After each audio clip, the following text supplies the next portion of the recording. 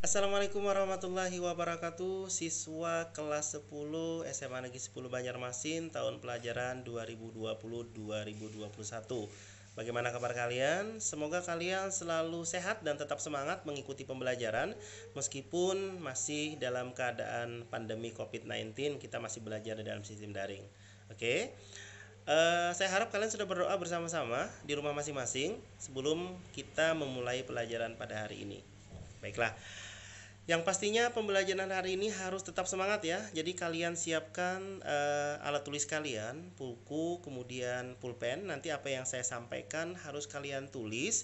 Jadi kalian ketika saya menjelaskan, kalian menyimak dengan baik. Dan apa yang saya sampaikan, yang saya jelaskan, kalian tulis di buku kalian. Nanti kalian laporkan ke saya. Nanti kalian foto hasil tulisan kalian, kemudian kalian kirimkan lewat grup WA Bahasa Indonesia di kelas kalian. Bisa dipahami ya? Baiklah, langsung saja kita mulai pembelajaran kita untuk materi pertama di kelas 10 semester 1 SMA Negeri 10 Banjarmasin, yaitu tentang menulis teks laporan hasil observasi. Mungkin di antara kalian sudah pernah mendengar tentang teks laporan hasil observasi. Baiklah, Bapak akan jelaskan dulu apa sih pengertian dari teks laporan hasil observasi, disingkat dengan teks LHO supaya lebih mudah saja. Teks laporan hasil observasi ialah teks yang berisi penjabaran umum atau melaporkan sesuatu berupa hasil dari pengamatan atau observasi. Teks laporan observasi juga bisa disebut dengan teks klasifikasi karena memuat klasifikasi mengenai jenis-jenis sesuatu berdasarkan kriteria tertentu, menggambarkan ciri, bentuk, atau sifat umum seperti benda, hewan, manusia, tumbuh-tumbuhan, atau peristiwa yang terjadi di dalam semesta kita. Teks hasil observasi bersifat faktual, jadi nyata. Jadi tidak boleh dibuat-buat. Jadi faktual ini maksudnya adalah apa yang kita lihat, apa yang kita saksikan, itu yang kita tulis. Tidak boleh sesuatu yang tidak ada kalian ada-adakan. Jadi apa yang kalian saksikan, apa yang kalian lihat, itu yang kalian laporkan. Jadi berdasarkan fakta yang memang ada. Jadi valid data-datanya. Jadi sekali lagi, teks laporan hasil observasi itu berisi penjabaran umum yang melaporkan sesuatu dari hasil pengamatan kalian atau observasi kalian terhadap sesuatu. Jadi bisa berupa benda yang kalian observasi, hewan, manusia, tumbuh-tumbuhan, alam sekitar atau peristiwa, dan kemudian kalian melaporkannya berdasarkan fakta yang memang kalian hadapi, fakta yang memang kalian saksikan, fakta yang memang kalian lihat. Jadi harus berdasarkan fakta. Bisa dipahami ya? Kemudian yang berikutnya adalah kita masuk kepada tujuan teks laporan hasil observasi. Nah, diingat di sini tujuannya ada 5 tujuan teks laporan hasil observasi. Yang pertama adalah mengatasi suatu persoalan. Yang kedua, menemukan teknik atau cara terbaru. Kemudian mengambil keputusan yang lebih efektif, melakukan pengawasan dan atau perbaikan. Yang terakhir adalah mengetahui perkembangan suatu permasalahan.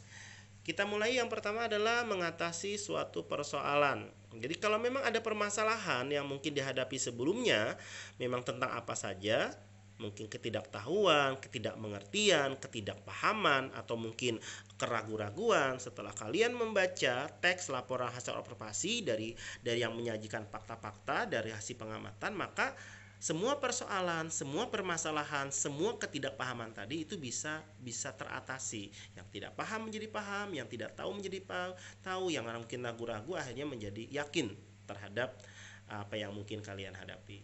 Itu karena kita sudah membaca teks laporan hasil observasi. Kemudian yang kedua adalah menemukan teknik atau cara terbaru.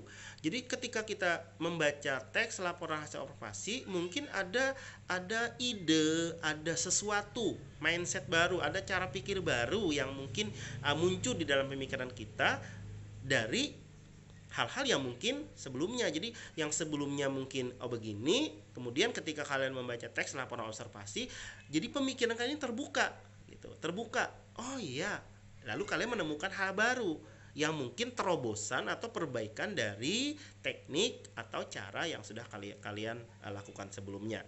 Contohnya misalnya saja cara perawatan, misalnya merawat bunga. Misalnya sekarang kan lagi musim karena pandemi 19, banyak orang sekarang lagi ramai-ramai memelihara bunga atau tanaman. Nah, sebelumnya kalian mungkin sebelum kalian melihat laporan hasil observasi menanam bunga mawar, mungkin kalian tidak, metode yang kalian lakukan tentang perawatan mawar itu tidak benar. Tetapi setelah kalian membaca sebuah laporan hasil observasi, bagaimanakah cara yang benar dalam merawat tanaman mawar, setelah kalian membaca, lalu ada pemahaman baru. Oh, berarti yang kemarin yang aku lakukan salah, berarti belajar dari tadi, kesalahan tadi, lalu kalian menemukan teknik baru, perbaikan dari teknik yang salah tadi. Itu kalian dapatkan setelah kalian membaca teks laporan hasil observasi. Kemudian yang ketiga, mengambil keputusan yang lebih efektif. Jadi setelah kalian membaca laporan hasil observasi, lalu kalian mengambil satu keputusan karena kalian sudah membaca laporannya. Jadi keputusan yang kalian ambil itu adalah keputusan yang terbaik yang kalian lakukan. Misalnya saja masih tentang perawatan bunga tadi, misalnya bunga mawar tadi.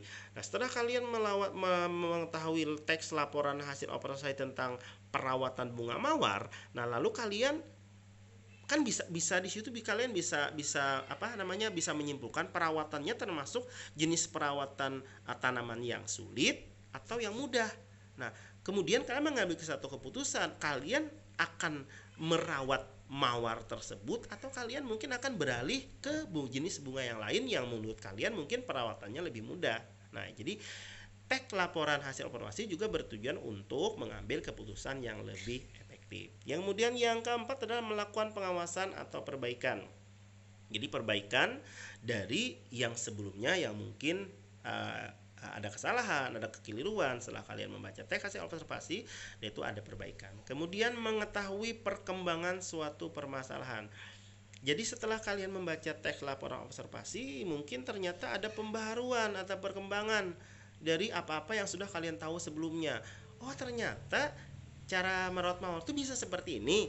Kok aku dulu tidak tahu. Nah, itu kan setelah kalian membaca teks laporan observasi seseorang, apalagi teks laporan hasil observasi yang terbaru, itu akan ada perkembangan dari suatu permasalahan. Oh, ternyata mawar itu bisa misalnya ada tanaman yang dulunya kalian taunya cuma ditanam di pot yang ada tanah, tapi sekarang bisa dengan menggunakan tanaman itu dimasukkan ke dalam air dengan sistem seperti itu, ternyata bisa tumbuh. Nah, itu kan nanti mengetahui perkembangan suatu permasalahan. Jadi ternyata menanam tanaman itu tidak hanya dengan menggunakan media tanah, tapi juga bisa menggunakan media air. Nah, itu salah satu tujuan dari teks laporan hasil observasi.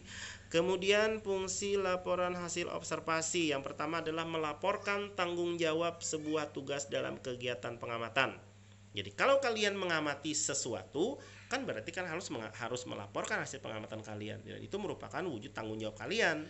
Jadi kalau kalian misalnya laporan, misalnya biologi saja kan kalian laporan di laboratorium tentang misalnya saja meneliti alat reproduksi ayam misalnya. Setelah selesai kalian melakukan penelitian, berarti kalian harus membuat sebuah laporan hasil penelitian atau hasil penelitian dari alat reproduksi ayam tadi. Jadi itu merupakan tanggung jawab kalian untuk membuat laporan. Kemudian yang kedua adalah menjelaskan dasar penyusunan kebijaksanaan, keputusan dan atau pemecahan masalah dalam pengamatan. Kemudian yang keempat adalah sarana untuk pendokumentasian. Yang kelima adalah sebagai sumber informasi terpercaya. Kenapa terpercaya? Karena kan tadi datanya harus data yang sesuai dengan fakta valid. Nah, untuk pendokumentasian ini juga kan sebagai wujud dari sebagai bukti bahwa kalian itu memang melakukan observasi pengamatan. Biasanya sekarang pengamatan itu didokumentasikan, dipoto, dibikin video dan sebagainya. Kemudian yang berikutnya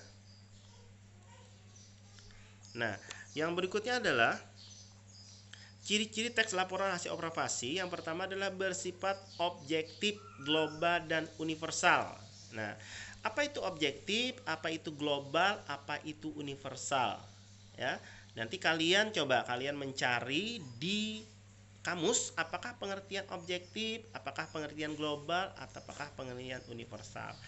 Yang pasti objektif itu sifatnya umum ya, tidak subjektif. Kalau subjektif itu sifatnya khusus, global juga menyeluruh, universal juga menyeluruh seperti itu.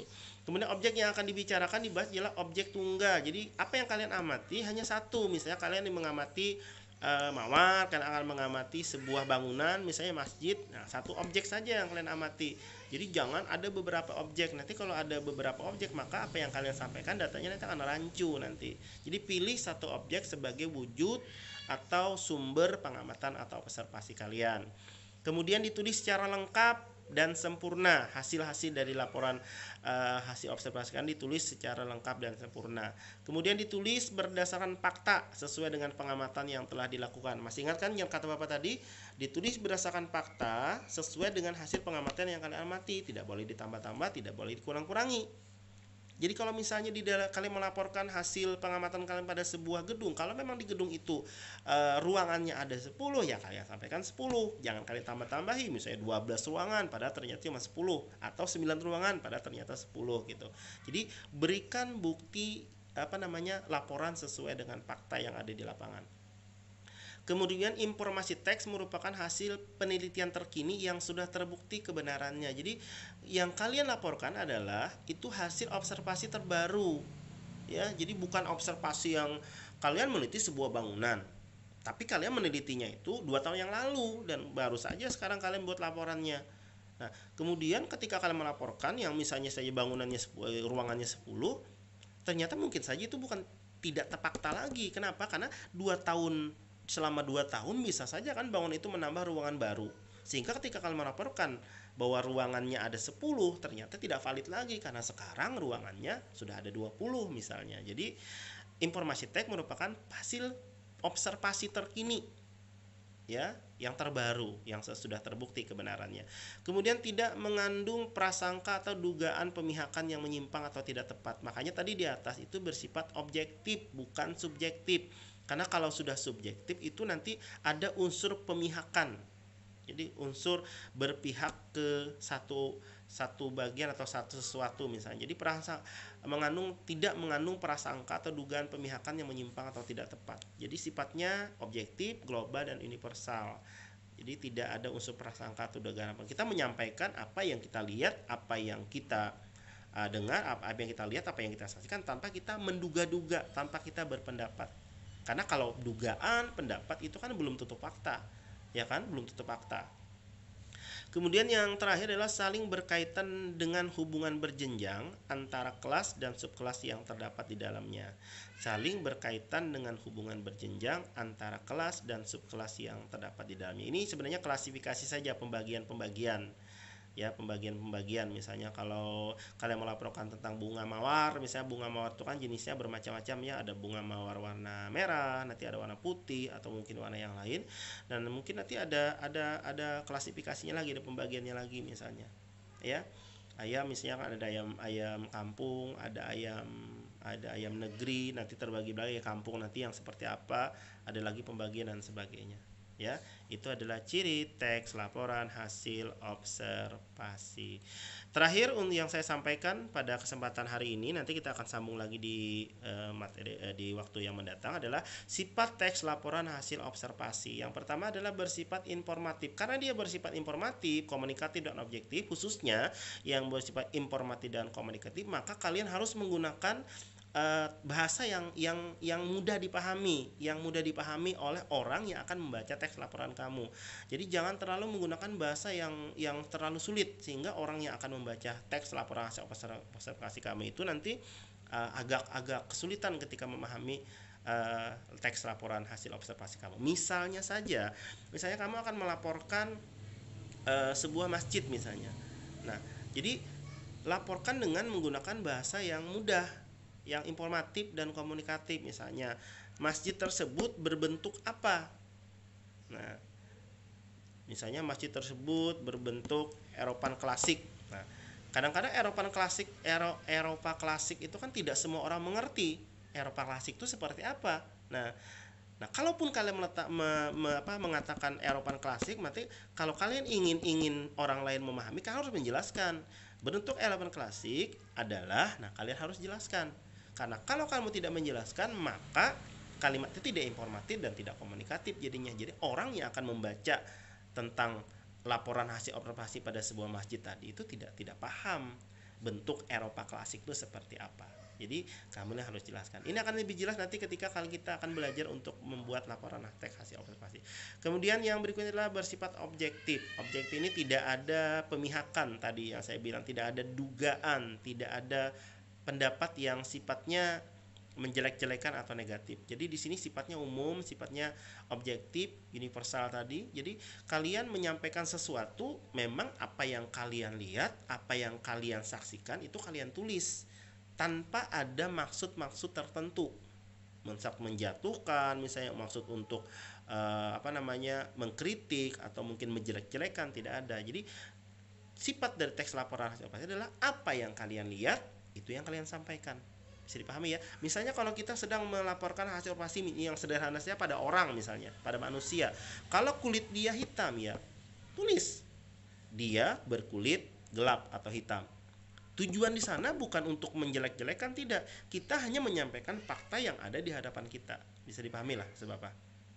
Jadi rumah tersebut sederhana misalnya kan. Jadi sederhananya seperti kita jelaskan, tidak ada maksud misalnya rumahnya jelek, rumahnya kumuh misalnya. Itu kan nanti bersifat opini-opini yang bisa menyebabkan praduga-praduga yang tidak baik.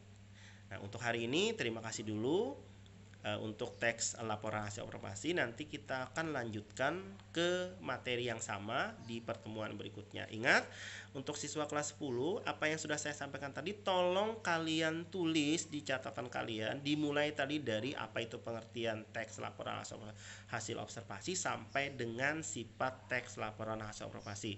Nanti kalian tulis di catatan kalian, buku catatan kalian kemudian kalian foto, kemudian kalian kirimkan lewat WA grup Bahasa Indonesia di kelas kita, di kelas masing-masing. Bisa dipahami?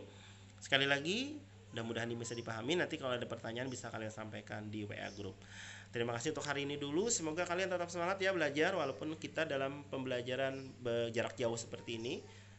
Mungkin tidak seperti kita pembelajaran di kelas yang kalian bisa langsung bertanya kalau kalian tidak paham. Tetapi tidak menutup mengecilkan kita atau menutup kemungkinan kita untuk lebih semangat lagi dalam belajar. Ingat, jaga kesehatan, semangat dalam belajar. Terima kasih atas segala perhatian. Mohon maaf bila ada kesalahan. Wassalamualaikum warahmatullahi wabarakatuh.